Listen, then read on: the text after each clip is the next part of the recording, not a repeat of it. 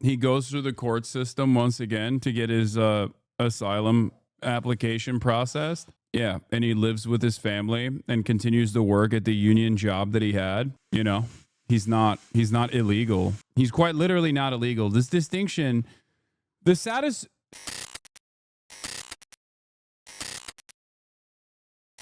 So that was the combo.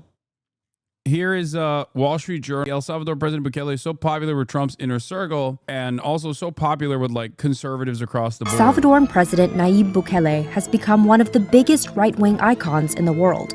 His crackdown on El Salvador's gangs has inspired many in the U.S. conservative movement, especially members of Trump's inner circle. A lot of us in the MAGA movement believe that the good ideas we've seen in El Salvador, we can learn from. Bukele has agreed to accept U.S. detainees at El Salvador's mega prison, making him a key player in Trump's mass deportation strategy. I have great respect for him. I know him. He's very tough on crime. But concern is growing over Bukele's increasingly close relationship with Trump and many of his allies. Since taking office in 2019, Bukele has helped turn a country that was once the murder capital of the world into one of the safest in Latin America. We did the unthinkable to cleanse our society. He has jailed over 1% of the population, giving El Salvador the highest incarceration rate in the world. He also built the world's largest prison, known as Secot. But the country's transformation hasn't come without criticism. Since 2022, Bukele has ruled under emergency powers that suspend. Insane. Like, implemented martial law, and it's also more than 1%, so it was almost 2% of the population. Think about how insane that is. And our right-wing politicians are looking at that and going, this is fantastic. This is an incredible idea. This is amazing. We need to do that. And they are doing that. Rights groups say his time in office has been marked by an erosion of checks and balances, widespread human rights violations, and arbitrary detentions, along with the weakening of opposition parties and attacks against freedom of expression and independent media. Bukele's press office denied the allegations and said that before Bukele took office, there were widespread human rights abuses by the gangs on law-abiding citizens.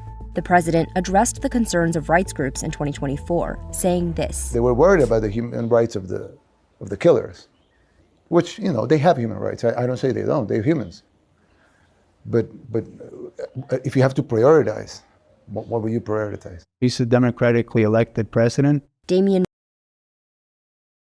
Merlo has been working with Bukele since 2018 and acts as the president's advisor and his link to D.C. If people aren't happy, then the next election they can vote for someone else. People are participating at a very high rate in these elections, and they are voting for his party and for his allies. Former Congressman Matt Gaetz led the launch of a bipartisan El Salvador caucus in 2024. My friend. He owns a home there and visits several times a year.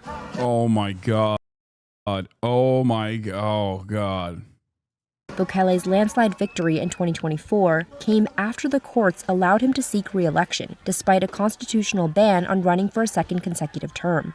I believe El Salvador should amend their constitution, should remove the presidential term limit, and should allow President Bukele to continue this transformation.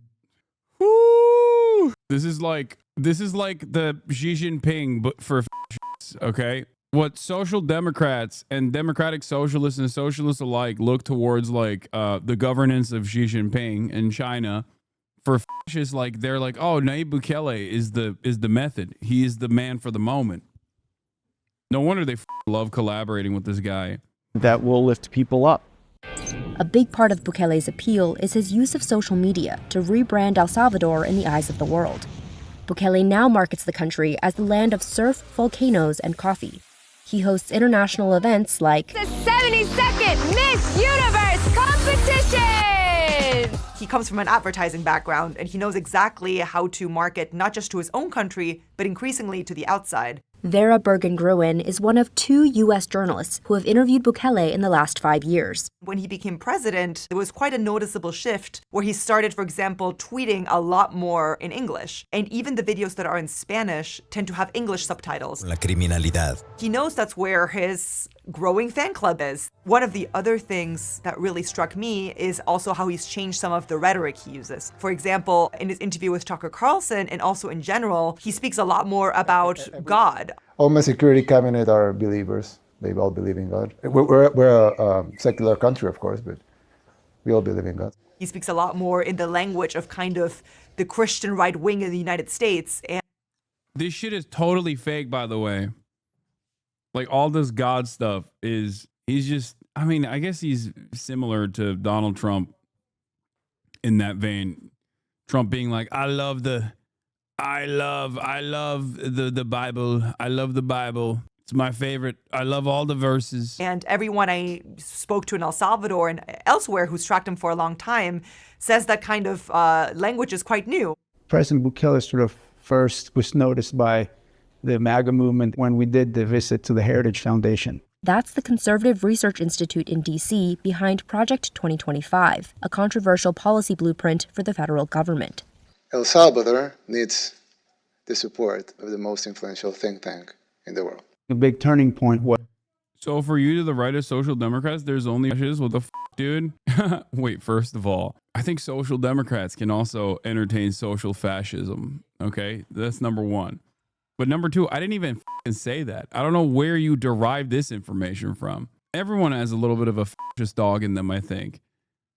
Hitler particles inside of their soul, waiting to unlock. was when he traveled to Maine to do the interview with Tucker when he was still at Fox. I think most governments would rather let people have guns than free speech. Free speech is a real threat to them. Well, that's why they hate free speech.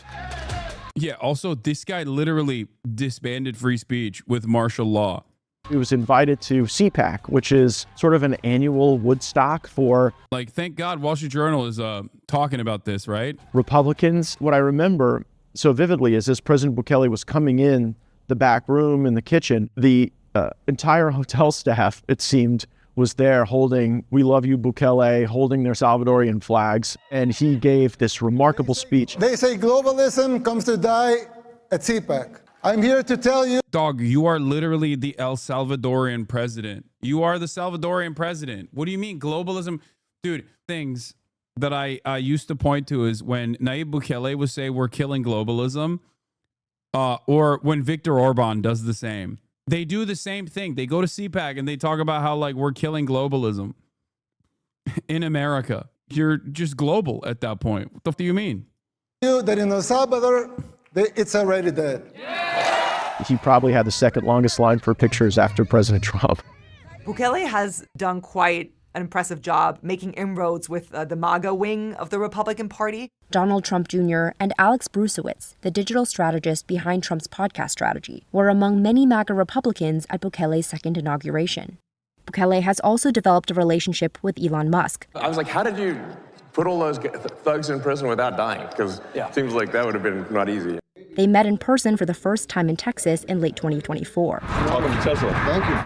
Bukele and Trump have kept up a relationship over the years, despite having only met in person once before in 2019. Bukele, makes no secret of the fact that he's a big fan of Donald Trump. President Trump is very nice and cool, and I'm nice and cool too. So we both use Twitter a lot, so we'll get along. He shares a lot of his ideas about being tough on crime, but really it's the global right-wing language of being against international institutions. The EU was set up in order to take advantage of the United States. The corrupt system work in tandem with the so-called international community, the NGOs, and of course the fake news. Bukele, he's a strong critic of aid in a lot of ways. In the past, these nations have defined their relationships with the United States and other hegemons through the distribution of foreign aid. The chance for that type of nationalism to resist the globalist impulses does inspire some of us. Bukele's allies also fired top judges and packed the courts with loyalists. That is incredibly appealing to a lot of people in Trump's orbit as well. The idea that if a judge is trying to block you, then you can just basically get rid of them and just carry out your agenda. Bukele's new court allowed him to run again in a consecutive term. Trump himself hasn't ruled out running for a third term. People are asking me to run, and there's a whole story about running for a third term. I don't know. I never looked into it. They do say there's a way you can do it. In the last few months, Trump has been praising Bukele, calling him a model for others seeking to work with the United States. But just last year, Trump's opinion of him was quite different. He says how well the country's doing because their crime rate is down. And he said he's training all of these rough people. They're rough, rough, rough. But then I realized he's not training them. He's sending all of his criminals, his drug dealers, his people that are in jails, he's sending them all to the United States. It does remain to be seen if Bukele keeps getting all of this global credit as being the greatest crime fighter and, in the hemisphere, whether Trump will want to keep praising him or back to what he tends to do, which is just kind of go after basically any Latin American country as a bad place that is sending criminals to the United States.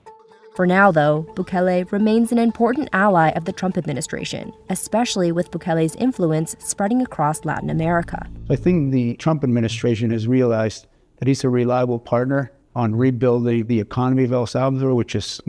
The fuck? Second time this happened. Weird. Oh, I don't know what it is. It just randomly keeps happening. Strange stuff. When I say I don't know what's happening, this is not an invitation for you to speculate. Oh my God. I'll never be able to stop people from speculating regardless, though. Yeah, check your PC temps. You're getting DDoSed. Change your passwords.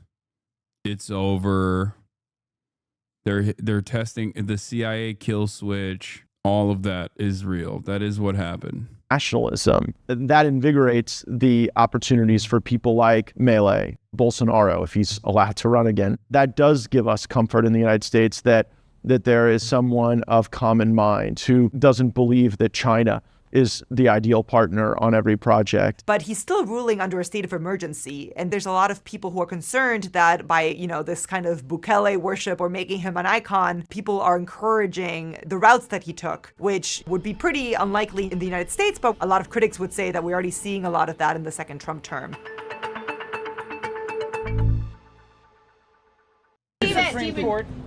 I'm going to talk about the situation in Vermont in a second as well. I will cover that as well. Mohsen Modawi, a Palestinian-born green card holder and student at Columbia University, was apprehended at a regular immigration court date that he attended. Anyway, we'll talk about that in a second. Is the president going to ask for him to be returned to the United States or not? Yes or no? So first of all, it's not a question for me to answer, but I think that the assumption that underlies the question is what needs to be corrected, which is that there was no mistake that was made. He was sent. Let me ask you, so what do you think would happen to him if he came back to this country? As your understanding of immigration laws, what do you think would happen? But I'm just asking. Oh, it wasn't any court date. He was about to get citizenship. Jesus Christ. It's important to know. You're asking a lot of questions. You're all asking a lot of questions about this, and you all seem to care about it a lot. So let's see if any of you have researched anything about this issue at all. Can anyone here tell me what would happen to the illegal alien from El Salvador if he came back to the United States? Does anyone here know? Does anyone want to guess? Any of you? He could be with his family. Does any of you know the answer to the question? Legally, what would happen if he came back here? Does any of you know? Any of you? He goes through the court system once again to get his asylum application processed. Yeah, and he lives with his family and continues to work at the union job that he had. He's not illegal. He's quite literally not illegal. This distinction, the saddest state of affairs here is always that these guys recognize that the distinction between someone who is a documented non-citizen and an undocumented non-citizen is simply a piece of paperwork. And these guys refuse to entertain the notion of said paperwork ever being given out to people, assuming that if you are at any point a non-citizen, naturalized or not, you are just not a real American and you can be deported and you should be deported. That's the point. That's it. So when people say why don't they come the right way? This is a person who actually is going through the process. This is a person that was going through the process and went through the process and got protections against being deported. Asylum seekers are here legally. Do you understand? Asylum seekers are here legally. When people say, oh, no, don't care, they're non-citizens, they are here legally. Do you really believe the Supreme Court? I'm talking. Do you really believe the Supreme Court I'm talking now. Doesn't think he should be returned? Why was it unanimous? You're done. Does any of you know the answer to the question? Does any of you? You've been talking about it for days. They all would deport him again, no? He would be arrested. Okay. He'd be put in confinement. he would be deported the second time to El Salvador again, because there's no withholding order for an alien who's a member of a foreign terrorist organization, number one. Number two is the gang that he's a member of doesn't exist in El Salvador anymore. So what you're asking for is to be deported twice. But additionally, if we chose to pretend, just pretend, that the withholding order was real, he would be deported to a different country. So, for example, he could be deported to Egypt. So I'm just trying to understand, is it your view? No, that's not how that. Why would that happen? Like, this is, I don't. In other words, you have to find a country that would be willing to take a MS-13 member from El Salvador. So I'm trying to understand from you all is, not an MS-13 member. So if he came back and under our laws, he was then deported to Egypt, or if he had actually done something severe enough to be deported, then yes, he would not be deported to El Salvador. He would be deported to a different country. Having said that, he has done no crimes. So why would he ever be deported? The only thing that the courts have actually agreed on is that he should not be deported. He has done nothing that is deportable, and that he definitely should not be deported to El Salvador. That's what the courts have declared. And yet this administration, in direct violation of previous court orders, did deport him for no reason whatsoever, falsely claimed that he was MS-13, and also deported him to the one country that the previous court hearings had determined he should not be deported to. To Somalia, would you then be saying, great, I'm so glad that you deported him to another country? Is that what you'd all be saying? Like, do you understand our immigration laws at all? But No, he doesn't understand. Well, he doesn't care about what the immigration laws are, obviously. That's not a thing that he gives a shit about. The premise of your question, the gentlemen, the return guys, do you know the difference between a deportation order and a withholding order? Do you know the difference? Any of you, please. Do you? Well, we're not in the government.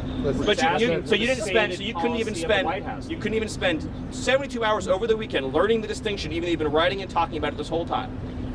Steven, we're not going anywhere. On the gold cards. Just raise your hand. Does any of you know the difference between a deportation order and a withholding order? Everyone, my name. Speaking of deportation orders and withholding orders,